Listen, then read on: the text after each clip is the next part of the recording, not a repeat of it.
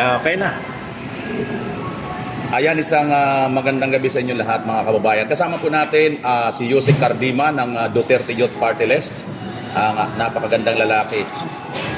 Ayan sir, sa amin po mga vloggers, kasama ko si Bisdak Pilipinas, VMR Channel ako, at si KPL or Pambasang Loyal, at ang pinakabigating vlogger namin, si Badong Aratris.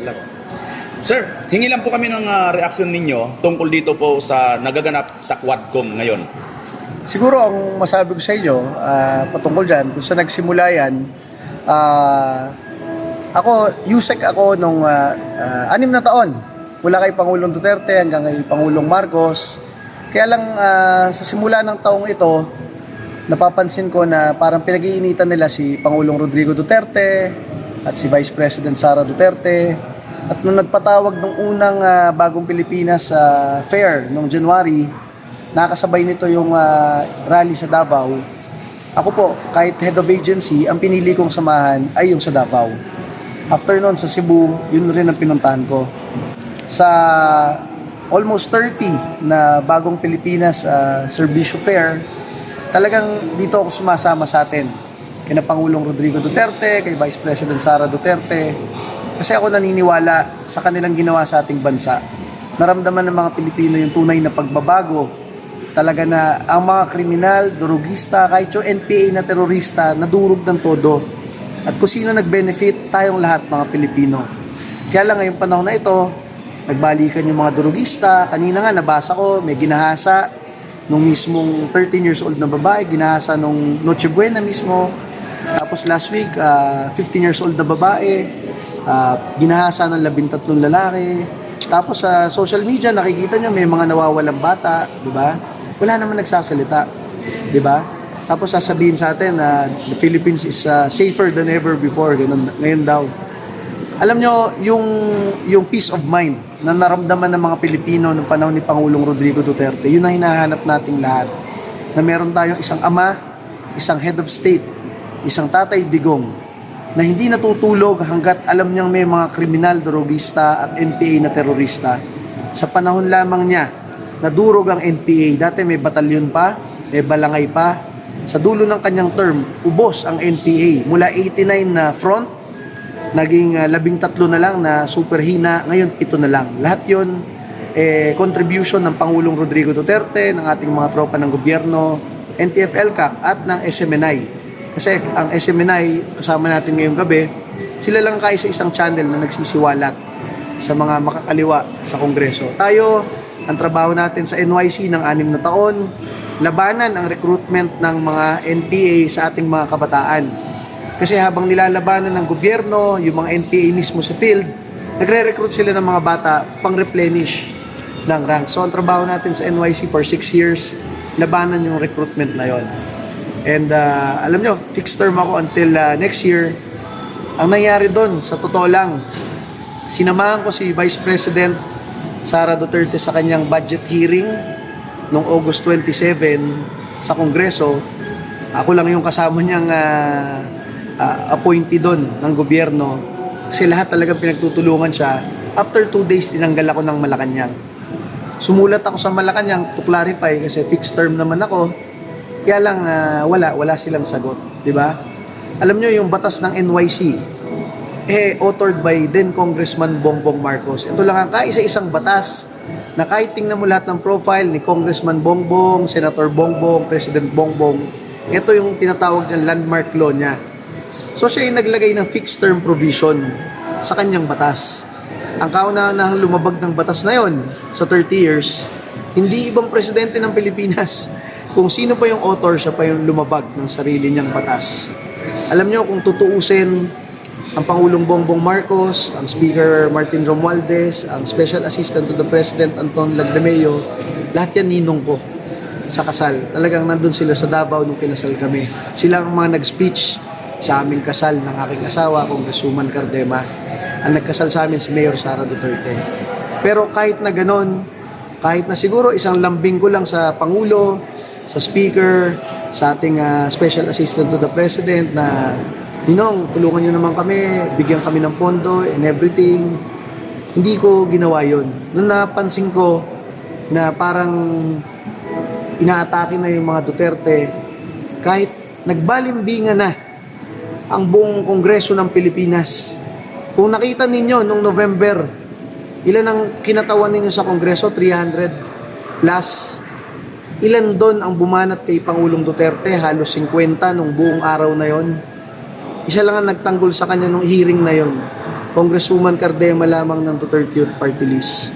Kahit naninong namin ang speaker, ang presidente, at ang mga nasa administrasyon ngayon, hindi namin kaya na ganunin na lang si Pangulong Rodrigo Duterte, isang matandang Pilipino na inalay ang kanyang 6 na taon, mula 70 plus siya, ngayon mag-80 plus na, inalay niya para iparamdam sa atin yung tunay na pagbabago na matagal na nating inaasam-asam.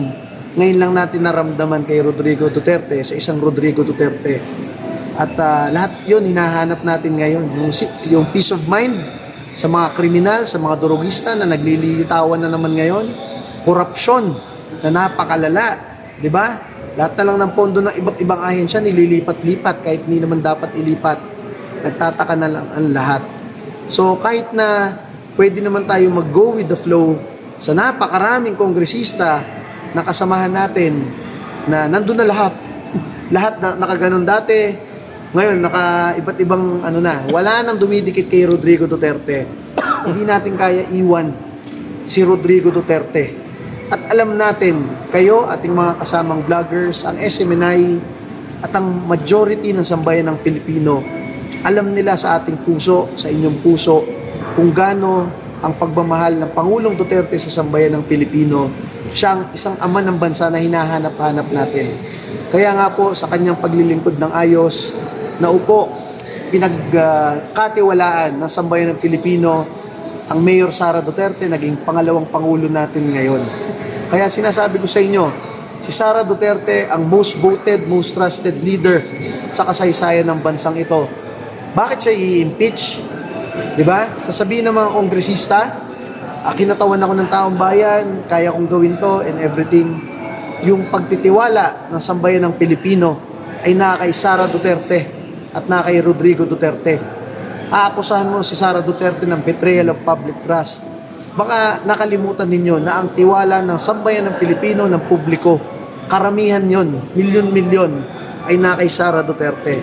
Kaya kapag pinapahirapan mo si Sara Duterte, alam ng mga Pilipino, lahat tayo nahihirapan ngayon sa presyo ng bilihin, sa peace and order problem, at sa napakaraming problema ng bansa na sinimulan naman ni Pangulong Duterte ayusin. Pero anong tinatakil ng Kongreso sa Quadcom? Hanggang matapos ang sesyon ng Kongreso, Quadcom meeting pa rin.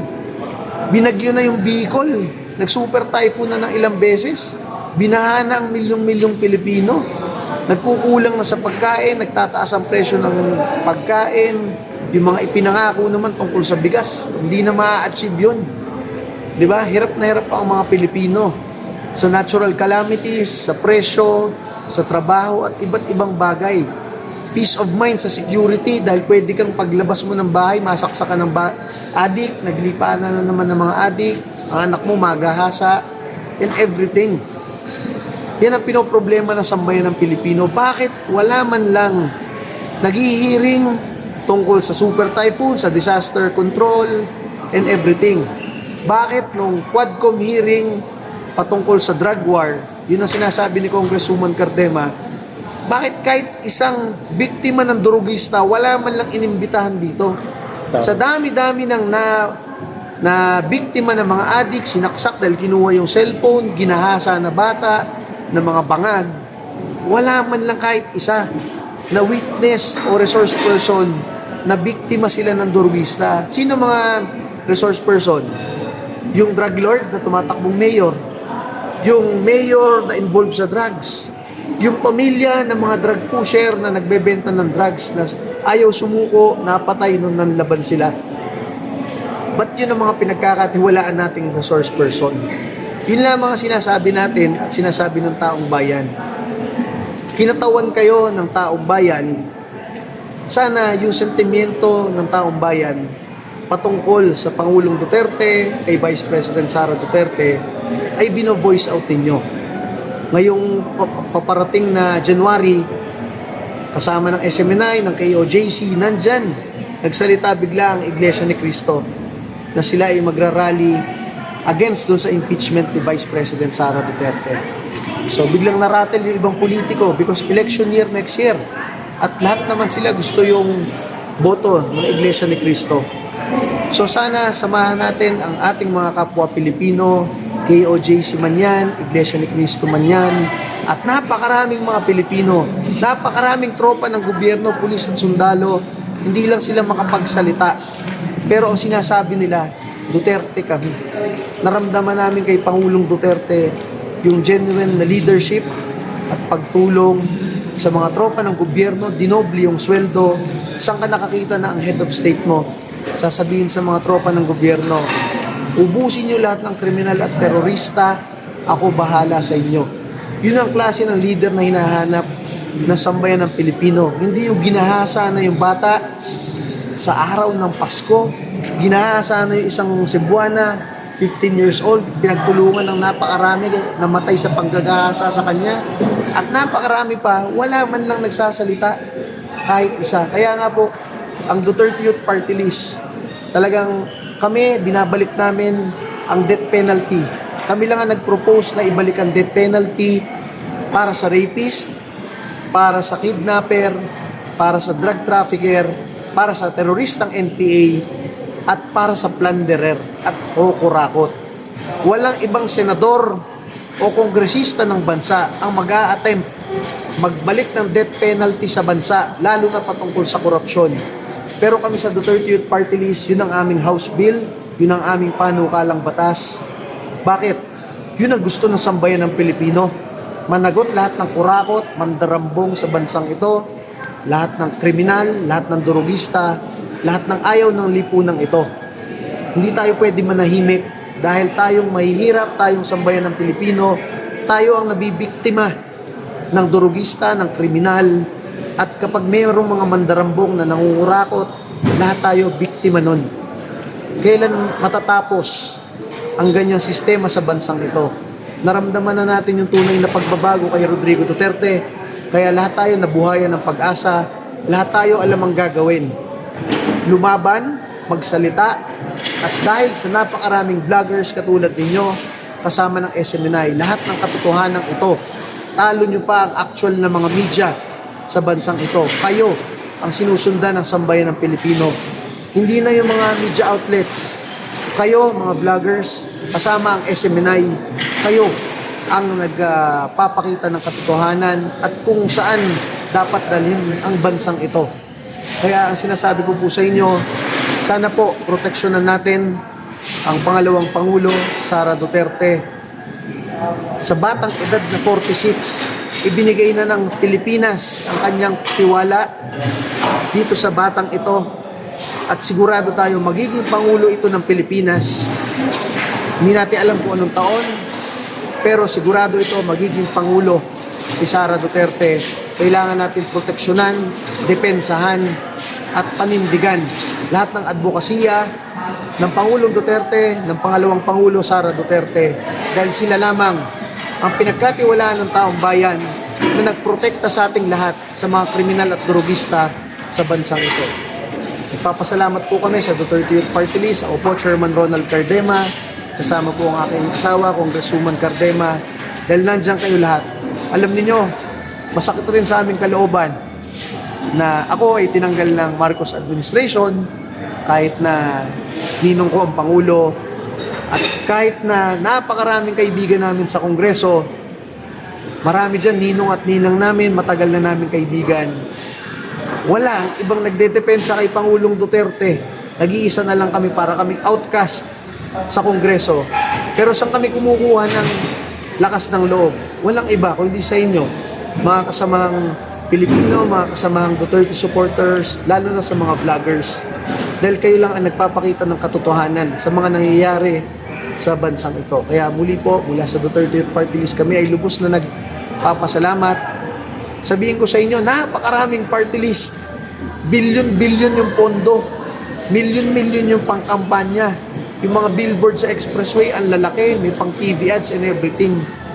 Masabi ko sa inyo, kami po sa Duterte Youth Party List, Wala po. Nagpapakita lang kami sa TikTok, sa Facebook Live, and sa tulong po ng SMNI at ng mga vloggers. Yun lamang po ang aming kaya. Pero bakit kami naninindigan? Kasi alam namin, ito ang tamang gawin para sa Pilipinas at tamang proteksyonan at depensahan ang Pangulong Rodrigo Duterte, ang Vice President Sara Duterte, dahil sila ang nagparamdam sa atin ng tunay na pagbabago. At si Pangulong Sara Duterte, ilang taon na lang po ang inaantay natin, magiging Pangulo yan. Yan po talaga ang magbabalik ng tunay na pagbabago na inaasam natin lahat. Muli po, maraming salamat po. Last mensahe nyo na lang po kay Pastor Kibuloy kung sakasakali po makarating ito sa kanya. Kami po sa Duterte Youth Party List ay lubos na nagpapasalamat kay Pastor. Alam niyo, kung wala si Pastor, wala ang SMNI. Siguro dati nakikipag-ahaway kami kay Jim Paredes sa EDSA Shrine. Pipito kaming Duterte Youth leaders doon. 2,000 yan na anti-Duterte, led by Jim Paredes at mga makakaliwang grupo. Kung hindi kami tinulungan ni Pastor Kibuloy, mga feature and everything, hindi malalaman ng lahat yung ganong ginagawa namin. And sa Kongreso, alam nyo, lagi kaming tinutulungan ni Pastor Kibuloy dahil kasama namin siya sa laban sa NPA. Walang ibang leader dito sa bansang ito, maliban kay Pangulong Duterte, Vice President Sara Duterte, kina Senador Bongo, Senador Bato. Walang iba na naninindigan na tumutulong sa gobyerno, sa armed forces at sa PNP, si Pastor Apollo Kibuloy lang. Kaya nga sinasabi ko dyan, alam ng mga tropa ng gobyerno yung contribution ni Pastor Apollo Kibuloy. Kung wala yung SMNI, ang dami pa lalong pulis at sundalo ang napatay ng NPA. Dahil ang SMNI lang, led by Pastor Kibuloy, ang nagsisiwalat sa kanila.